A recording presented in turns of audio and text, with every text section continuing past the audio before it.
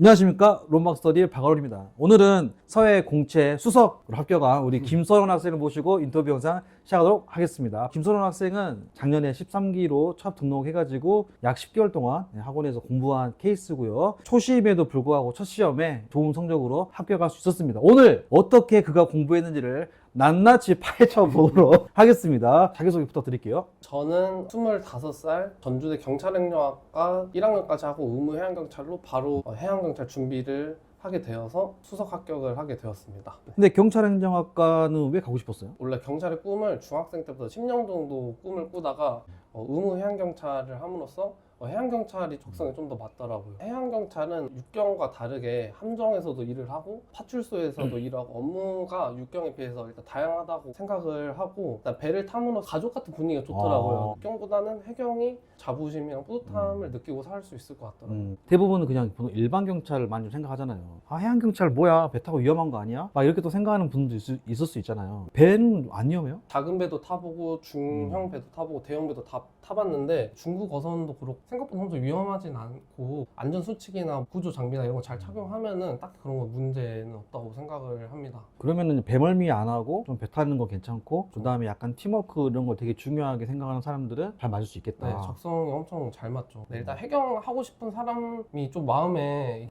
돈 벌고 싶다보다는 진짜 해경이 어떤지 궁금하고 그런 마음이 있으면 더 시험도 빨리 붙고 공부하면서 열정도 가지고 그러는 것 같아요. 근데 이제 보니까 나이가 엄청 어린데 공부를 그렇게 열심히 할 수 있었던 동기는 빨리 이 시험을 붙고 싶다라는 네. 그 생각 때문이었다. 그렇죠. 처음이더라도 무조건 붙어보자. 대부분 나 6개월 안에 붙고 싶어 라는 생각은 대부분 다 하고 있겠죠. 그러나 현실적으로는 다 그럴 수는 없잖아요. 그럼 이제 그러한 디테일한 부분들에 대해서 얘기 좀 해보려고 하는데 이번 개론, 해양경찰 개론에 우리가 100점을 맞았어요. 맞을 수 있었던 이유에 대해서 한번 이야기해 볼게요. 바다에 관련된 걸 처음 접하다 보니까 엄청 어려웠어요. 광범쌤이 엄청 친절하게 다 설명 엄청 잘 해주시더라고요. 수업할 때는 맨 앞자리에 앉아가지고 광범쌤이 말해준 중요한 부분들이나 볼펜으로 다 적었어요. 그 날에 배운 것을 무조건 일단, 그날 클리어. 무조건 다 하고 다 복습을 했었고 처음에 공부를 할 때는 롬박스터디 MBT나 기출문제집 한 2번 정도는 무조건 다 풀었던 것 같아요. 기출문제가 어느 정도 이제 풀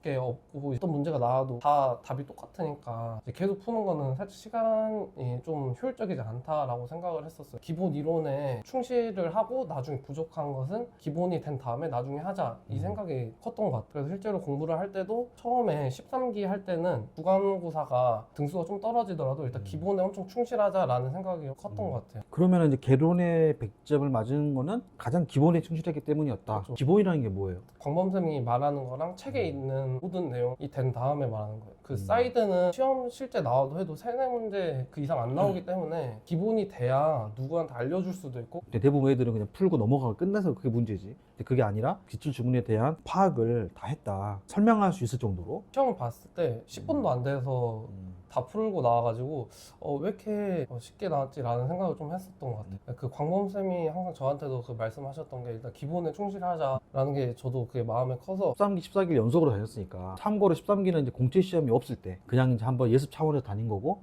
14기 다녔는데 그 중간에 방학 기간 있었잖아요. 그때도 있었나요? 네, 방학 기간 그럼 풀로 있었네. 쭉 네. 이렇게. 그러면 이제 풀로 있었기 때문에 시간적 여유가 좀 있었고 초반에는 기본기 다지고 14기 때는 좀 본격적으로 문제를 좀 더 많이 풀고 더 이렇게 디테일을 채워갔나요? 아니면은 다시 기본기 돌아갔나요? 일단 13기랑 14기는 공부를 좀 다르게 했었던 게 일단 13기 목표 때는 80점 정도로 목표를 잡고 진짜 오로지 기본만 했었어요. 심화는 안 하고 기본만 챙기면서 이렇게 기초를 엄청 다진 다음에 방학 기간이나 14기 때 더 빠른 회독을 위해서 형광펜을 3가지 정도 사용을 했었는데 일단 빨간색은 숫자 바꿔서 암기할 거를 빨간색으로 하고 주체나 이런 거는 주황색 길게 읽어야 될 거는 눈이 편한 초록색이나 하늘색 이런 색을 사용을 해서 회독을 할 때 그게 엄청 큰 도움이 됐었던 것 같아요. 숫자와 주체와 기본 내용 세 가지 분리해서 형광펜을 언제 해서 마지막에 했어요? 당문할 때부터 했었고 일단 13기 때는 모든 과목을 형사법 6, 법규 개론 2 이렇게 4대 6 비율로 좀 했었는데 실제 한 14기 때는 저희 수업 들을 때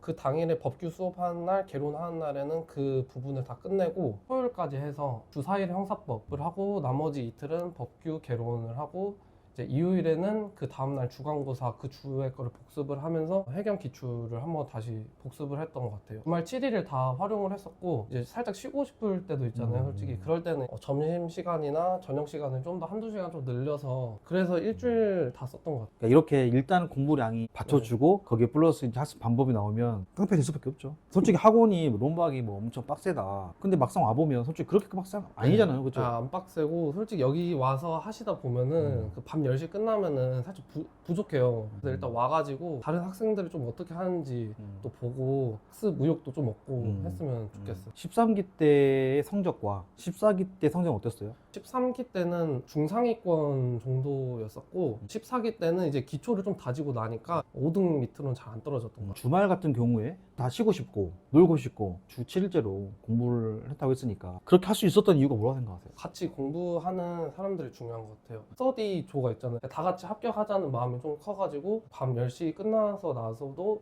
이제 서로 같이 으쌰으쌰 하면서 했던 것 같아요. 모르는 부분도 이제 서로 알려주고 하루 10시간 목표로 잡았고 시험 2달 직전에는 13시간 이론반 할 때는 잠은 몇 시간 잤어요? 한 7시간 정도 잡고 이제 회독이나 시험 한 2-3달 전에는 6시간 정도. 낮에는 거의 안 졸았겠네요.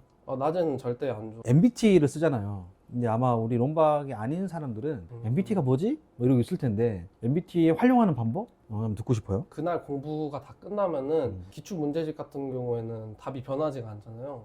MBT 같은 경우는 똑같은 문제더라 해도 선지가 계속 순서가 바뀌어서 나오기 때문에 내가 진짜 옳은 답이든 틀린 답이든 하루 마무리하면서 잘 복습을 또 다른 복습이 되는 것 같더라고요. 그리고 또 주말을 이용해서 형사법 기출은 엄청 좋았던 것 같아요. 그걸 해서 복습을 이용했던 것 같아요. 이번에 형사법 잘 본 애들 보니까 MBT 활용을 대부분 잘했더라고요. MBT 활용이 두 가지로 나눠지는 것 같아. MBT를 문제만 맞춘 친구들이 있었고, 두 번째는 이제 선지는 당연히 답이 어딘지 알고 다시 한 번 복습 개념으로 1번은 왜 틀렸고 2번은 왜 맞았고 3번은 왜 틀렸고 4번은 왜 틀렸고 이론서처럼 복습했던 케이스들, 후자인 케이스들이 제가 볼 때 대부분 형사법 잘 봤더라고요. 처음에는 다 일일이 보는 게 좀 오래 걸리거든요. 시험 이제 한 2-3달 전 되니까 이렇게 했던 것들이 이제 나중에는 엄청 단축도 되고 이제 다 아는 것들이어서 MBT를 계속 풀어도 다 한 개 틀리거나 점점 시간이 줄더라고요. 그래서 시간이 많이 걸리더라도 처음에는 그렇게 하는 게 맞는 것 같아요. 만약 다시 돌아간다면 법규는 이렇게 공부할 것 같다. 아니면 이렇게 추천한다. 이런 거 있어요?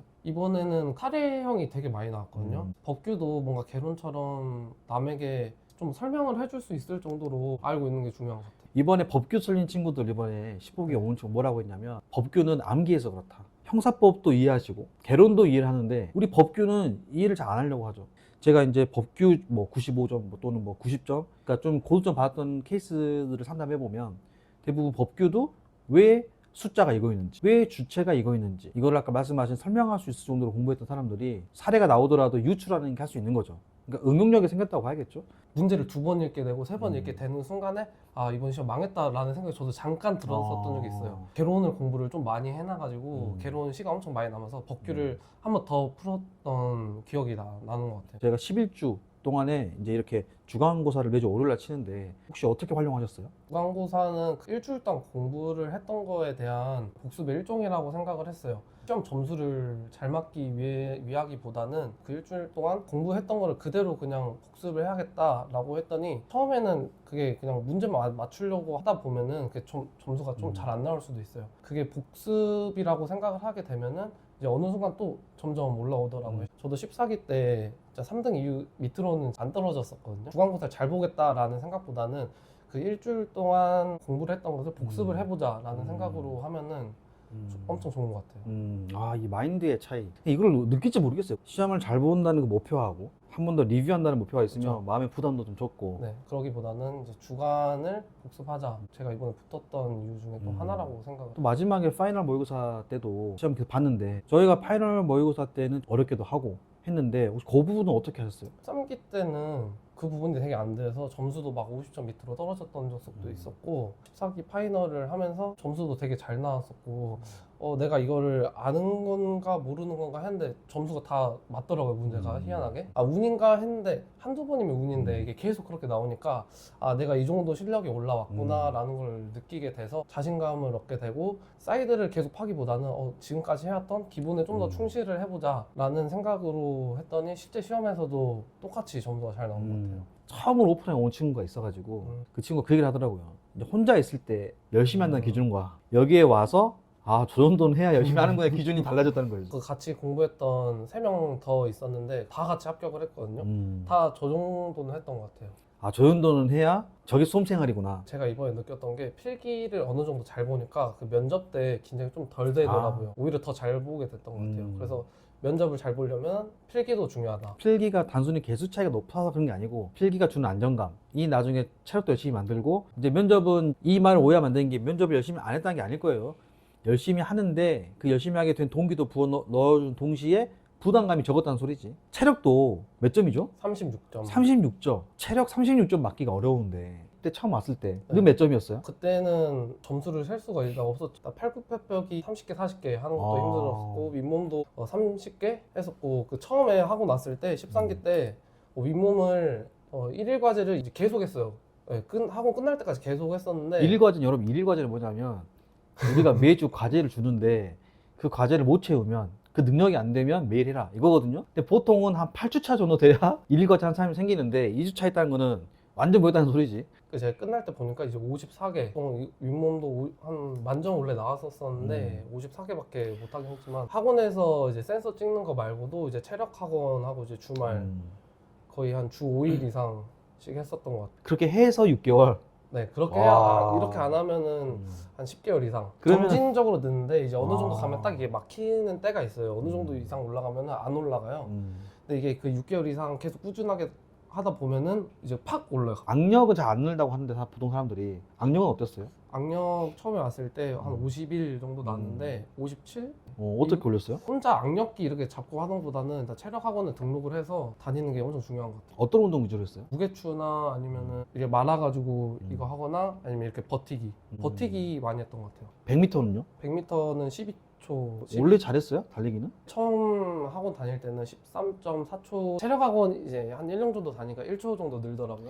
이게 무섭단 말이에요, 여러분. 13초인데 불구하고도 부족하다. 12초를 만들어야겠다. 항상 잘하더라도 내 위에는 누군가 있다.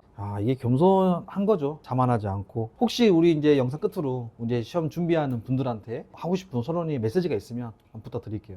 혼자 공부하는 것도 중요한데 학원을 와서 같이 공부하는 사람들과 함께 열정도 얻고 의욕도 얻고 같이 하면은 합격률이 좀 더 올라가지 않을까 싶습니다. 그래서 일단 학원을 오시는 게 좋을 것 같습니다. 일단 와야 뭐라도 이제 절반 이상은 가니까 분명 혼자 하는 것보다는 네, 혼자 하는 것보단 무조건 같이- 도움이. 네. 여러분도 쟤만 되는 거야 라고 생각하지 마시고 직업을 얻는 거지 않습니까? 사실은 저 정도의 마인드가 없으면 성공하기는 어렵죠. 무슨 일을 하더라도. 평생 직업을 갖는 일이기 때문에 6개월에서 10개월 정도 이렇게만 충분히 마음 가진다면 이 어려운 시기에도 충분히 내 살 길은 다 있다. 그리고 해양경찰 수험생들 보면 이렇게까지 열심히 하는 분들이 소수입니다. 많지 않아요. 내가 열정은 있고 하고 싶은데 방법을 모르겠다. 그럼 언제든지 도움을 요청하시면 꼭 우리 원투는 안 해도 돼요. 제가 그냥 도움도 드리고 또 방향 잡아 드릴 테니까 그렇게 돕고 사는 사회가 되었으면 좋겠습니다. 이상 오늘 서론이 인터뷰 마치고 또 다음 사람을 찾으러 가도록 하겠습니다. 감사합니다.